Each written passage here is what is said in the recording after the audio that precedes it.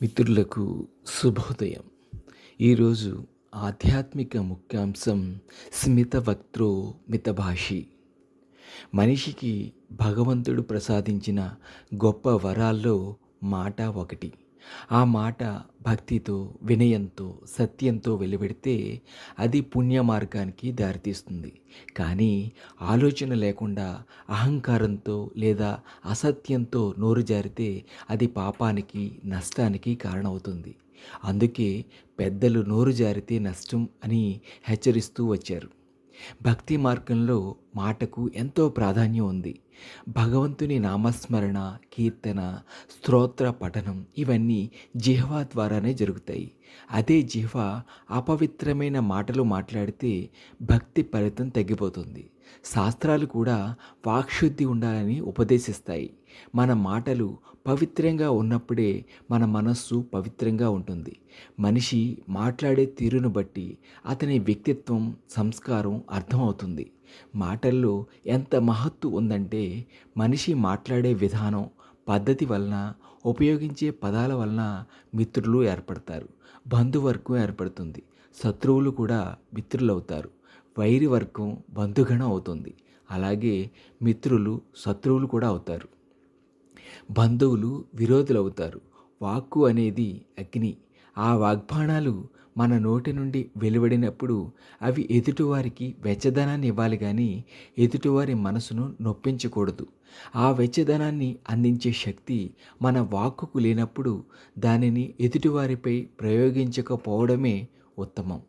తన కోపమే తన శత్రువు, తన శాంతమే తనకు రక్ష అన్నట్టు మనకు కోపం అనిపిస్తే మనము మౌనంగా ఉండటమే మంచిది. పురాణాలలో అనేక సందర్భాల్లో నోరు జారడం వల్ల వచ్చిన నష్టాలను చూస్తాం. ఒక చిన్న శాపవాక్యం మహాపరిణామాలకు దారితీసిన కథలు మనకు బోధనగా నిలుస్తాయి. అదేవిధంగా భక్తుడు సత్యంగా, మృదువుగా మాట్లాడినప్పుడు భగవంతుని కృప పొందిన సందర్భాలు ఉన్నాయి. ఇది మాట శక్తి ఎంత గొప్పదో తెలియజేస్తుంది. భక్తునికి మౌనం కూడా ఒక సాధన. అవసరం లేని మాటలను తగ్గించి ఆ సమయాన్ని నామస్మరణకు వినియోగించినప్పుడు జీవితం ధన్యం అవుతుంది. కోపంలో వచ్చిన మాటలు, ఇతరులను నిందించే వాక్యాలు ఇవన్నీ భక్తి మార్గానికి అడ్డంకులు. కాబట్టి మాట్లాడే ముందు ఈ మాట భగవంతునికి ఇష్టమా అని ఆలోచించడం అవసరం. అంతిమంగా నోరు జారితే నష్టం అనేది కేవలం సామెతే కాదు, ఒక ఆధ్యాత్మిక సత్యం. మాటను నియంత్రించగలిగిన వాడు మనస్సును కూడా నియంత్రించగలడు. జిహ్వాను భగవన్నామంతో అలంకరించుకొని సత్యం, వినయం, దయతో మాట్లాడినప్పుడు భక్తుని జీవితం పుణ్యమయంగా మారుతుంది. భగవంతుని కృపకు పాత్రుడవుతాడు. భక్తి మార్గంలో జిహ్వ పాత్ర ఎంతో గొప్పది. అదే జిహ్వ భగవన్నామ స్మరణ చేయిస్తుంది, స్తోత్రాలు పఠిస్తుంది, కీర్తనలు ఆలపిస్తుంది. పవిత్ర కార్యాలకు ఉపయోగించే జిహ్వ అపవిత్రమైన మాటలు పలికితే భక్తి ఫలం తగ్గిపోతుంది. పురాణాలు, ఇతిహాసాలు వాక్శుద్ధి యొక్క మహత్తును మనకు బోధిస్తాయి.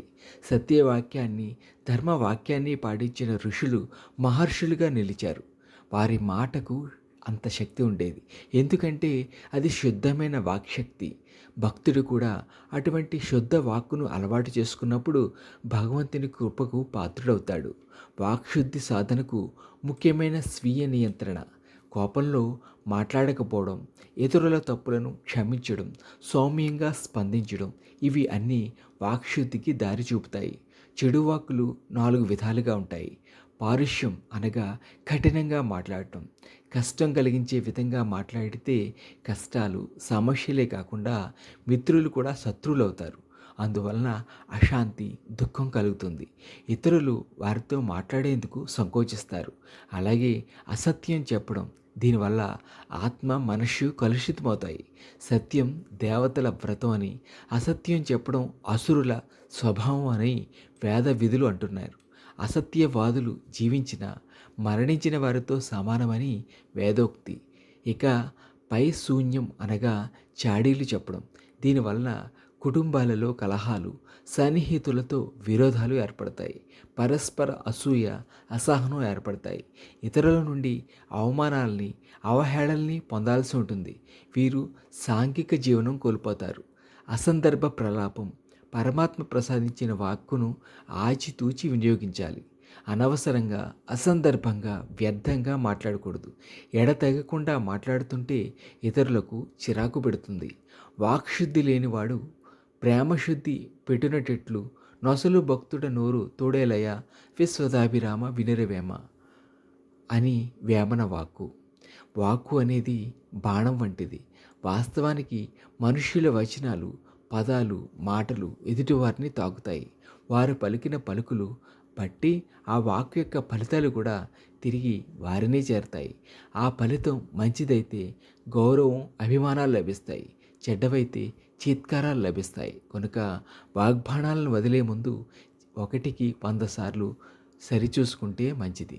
స్మితవక్త్రో మితభాషి అపూర్వ భాషిచ రాఘవ అని శ్రీరామచంద్రుని అష్టోత్తర శతనామావళిలో కీర్తించడం జరిగింది. అంటే శ్రీరామచంద్రుడు ఎల్లప్పుడూ చిరునవ్వుతో మాట్లాడేవాడు, మితభాషంగా భాషించేవాడు, అపూర్వంగా అంటే ఇంతకుముందు ఎన్నడూ ఎవరూ ఎరుగని విధంగా మహోన్నతంగా భాషించేవాడని కొనియాడడం జరిగింది.